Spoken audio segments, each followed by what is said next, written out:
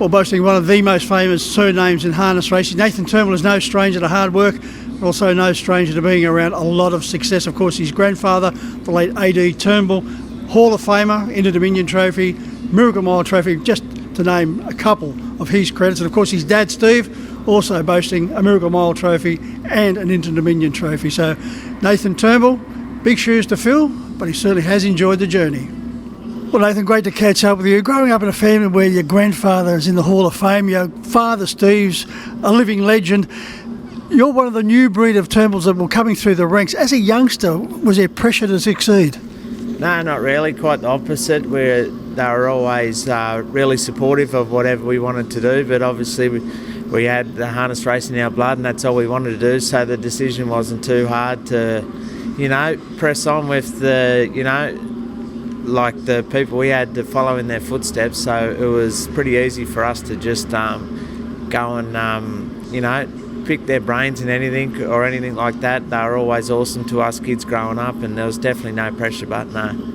Must have been a wonderful experience growing up, following AD's career, but also being able to get advice off him. Yeah, 100%. I remember as a kid I used to, go around asking anyone if they got any track work drives for me. I'd go from Dad's up to grandfather's, back to Craig's, and just doing track work all the time and helping everyone out, and it was great like that growing up. There was always someone, willing to help you. Nathan, what was the best advice you did receive from Tony? There was anything so much. He was really good with the driving. He was obviously he didn't talk out of turn a real lot, as everybody knows, but if you ever had a question, he was always the first to sit down and answer it. And Dad's been really unreal. He's taught us kids all so much, and we really were blessed to have him. That's some interesting little stories concerning Tony.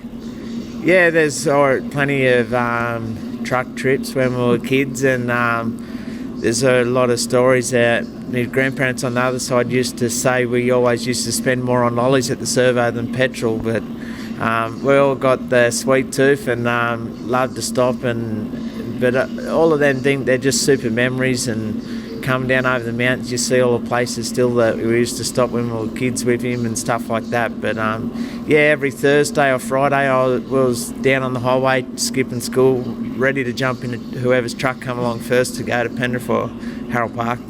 And like your grandfather, and of course most of the Turnbulls, you don't mind travelling, and that's one thing your grandfather did teach you: get out there and work your horses and also place them well. 100%, yeah. He and a bit of advice, the last question, he always said, put yourself in your best company and your horses in your worst, and that's what I try to do. Like, I place them, and we do a lot of travelling to place our horses in the right races, and but as you know, there's no point racing Bathurst if they're sort of not good enough. So yeah, we're doing a lot of travelling, but it's paying off. It is paying off big time. 2021 you won the titles for the leading trainer, Young, Dubbo, Parks, and also as the driver at Parks. So there's a little bit of advice you did follow. And this year, once again, Nathan's been proactive. State drivers, 48, in the state trainers, 38. And of course, Steve and Amanda both on the state trainers. So the Turnbull's dominating in that department.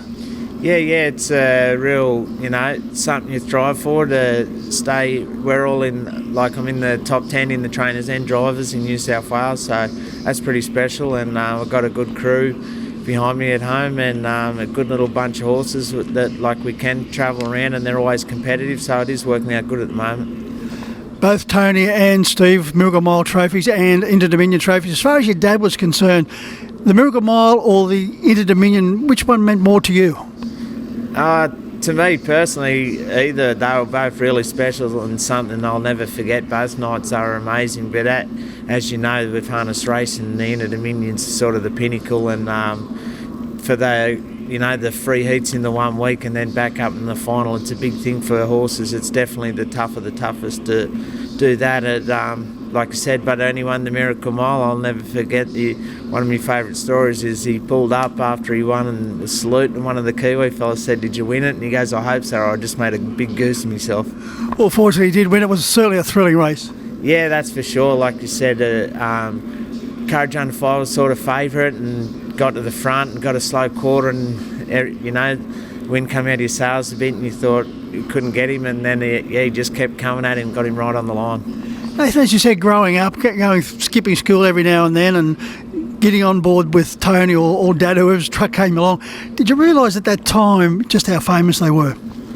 Not really. Like, we just thought, like, because they, never acted like it or anything. They say you go to all their meetings, but they were still up the next morning working the rest of the horses, so they were never acted like it or anything like that. They're just hard workers, and they say, like, the harder you work, the more luck you have, and that's something that was sort of bred into us all, that, you got to get up and go again. On the subject of hard work, how many horses do you work? We sort of hover in between 15 and 20. And we're up there at the moment. We've got about 22, but they're all sort of racing, which is good. And like I said, plenty of travelling, but it's paying off because they're all competitive, so it's going good. And as you said, strong support from the family, in particular your wife Carly. And then you've got young Jet, 15, and Lacey, she's just 11. But exciting times for Jet. Yeah, for sure. He's on the countdown to when he can start his trial drives. I think he's been counting down for 3 years now, and it's down to the weeks and days now. So yeah, mid-July he'll start his trial drive, so he's really chomping at the bit to get out there, and he's already asking which ones he can trial drive the first night and stuff like that. But yeah, couldn't do it without Carly. Like, as you know, a lot of travelling. If she's not driving me or something like that, she's at home feeding the others. So it really is a team effort, and Lacey's out there helping, doing water buckets, and she's got her little favourites that she bums around with, and you always see her brushing one instead of helping us doing the other work. But we all get in and have a go, and I wouldn't have it any other way. Nathan, we shouldn't underestimate the fact that leaving the mini trotters and moving into the big ranks, it's a very exciting time. Yeah, that's for sure. It is, and like you said, with me, we're probably blessed to have so many horses out there that he drives a lot of track work. Same for me. He'll help me, and then he'll go and see if Steve's got one to drive, or Amanda's always telling him to come up and drive one for her. So there's plenty of horses out there for him to learn on, and he's, really, like I said, he lives and breathes it, so he can't wait to get out there. You must be looking forward to the youngster better be the best returning to the stable and getting back into work? Yeah, he's pretty exciting to make the Gold Crown his sort of first prep in, and then we tipped him out after that, and we've just brought him back in. He's had about a week's water walking, and then got a set of shoes on him for the week, so we'll start ripping into him, and he'll be set for the Breeders' Challenge at the end of the year. And that Gold Crown series, Nathan, as far as the Turnbulls are concerned, anyone in Bathurst in particular, geez, that's just the pinnacle, isn't it?